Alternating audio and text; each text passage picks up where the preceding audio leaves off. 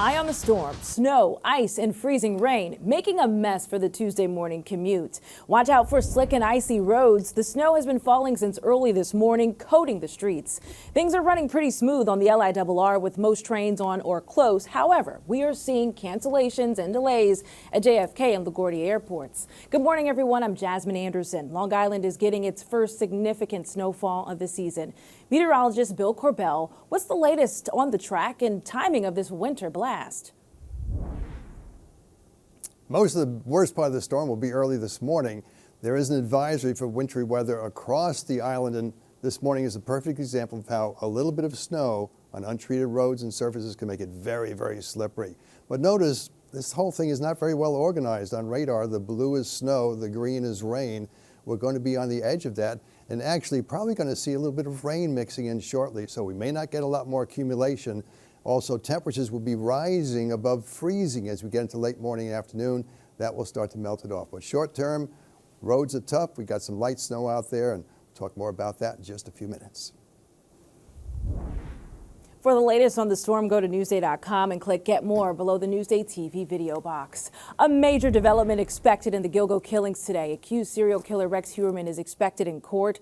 According to sources, a special grand jury has been considering new charges related to the murder of Maureen Brainard Barnes. Police arrested the Massapequa Park man in July. He has pleaded not guilty to killing 3 women whose remains were found near Gilgo Beach. The Suffolk DA and the Gilgo Task Force are holding a press conference after Heuermann's court appearance. You can stream it live here on Newsday TV at 9:30 this morning. Read the latest on the Gilgo investigation on newsday.com. Click Get More below the Newsday TV video box.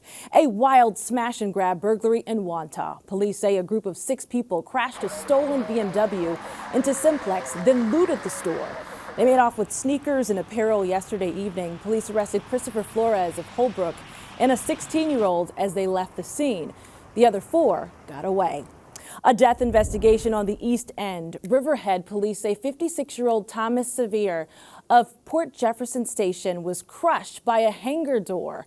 It happened yesterday at Old Castle Precast in Calverton. After 3 years of steady increases, some Long Island schools could see a decrease in aid. The Hochul administration says the proposed reduction will better serve higher needs schools. Under the plan, state aid distribution would be based on factors including enrollment and local community wealth.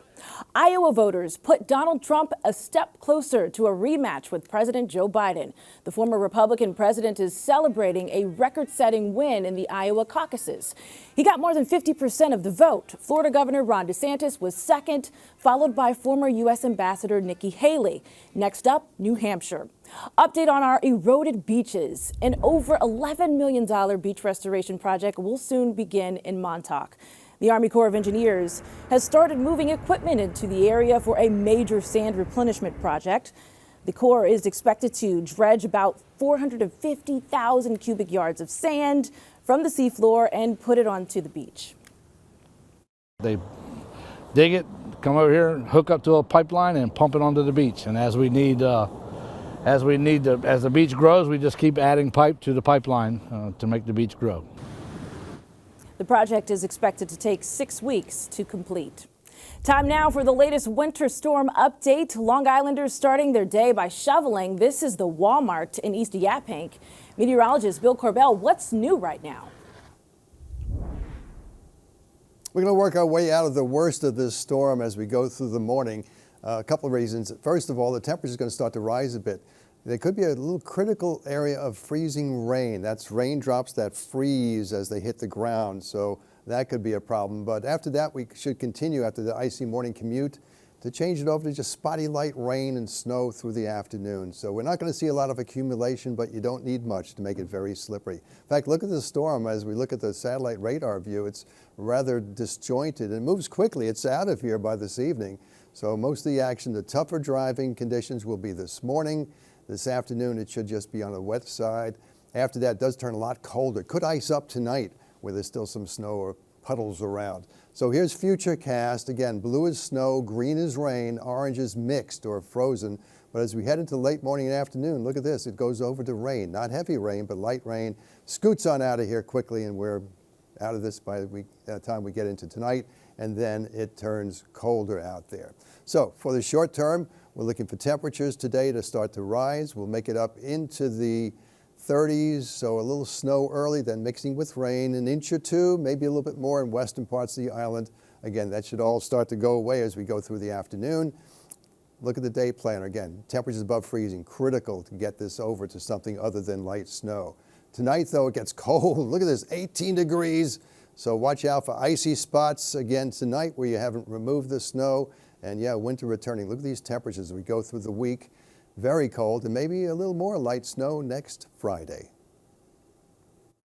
Long Island weather is brought to you by Home Tax Saver, PTRC Incorporated.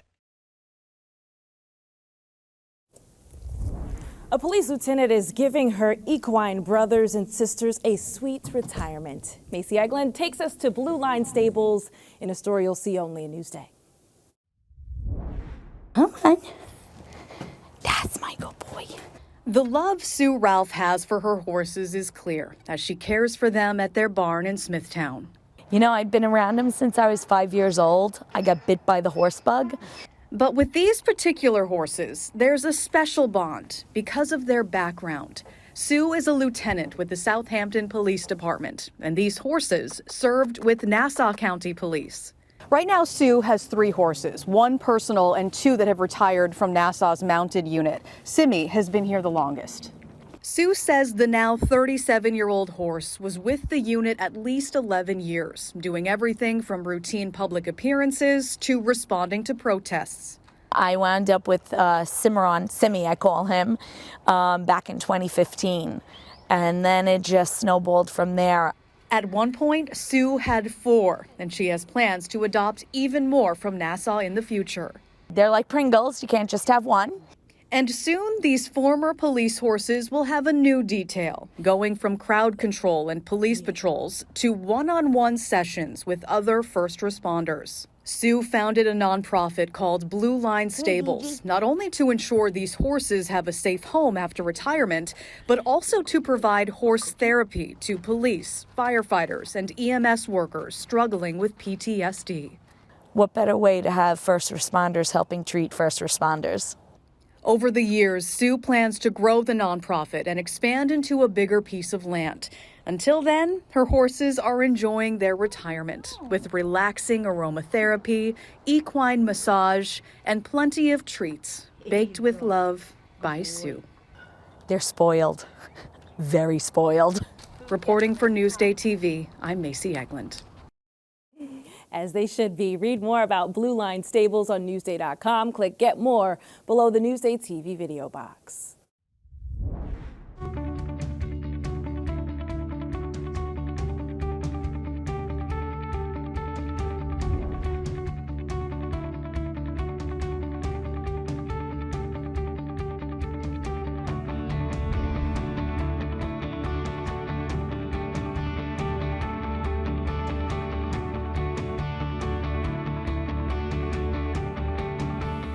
Helping to make your big day special, a local bridal boutique just opened a new location.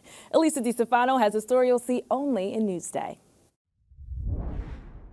Barron's, a bridal favorite here on Long Island, just opened its first brick and mortar. Wow, it's so big and beautiful, and so much more of a selection for all of your brides.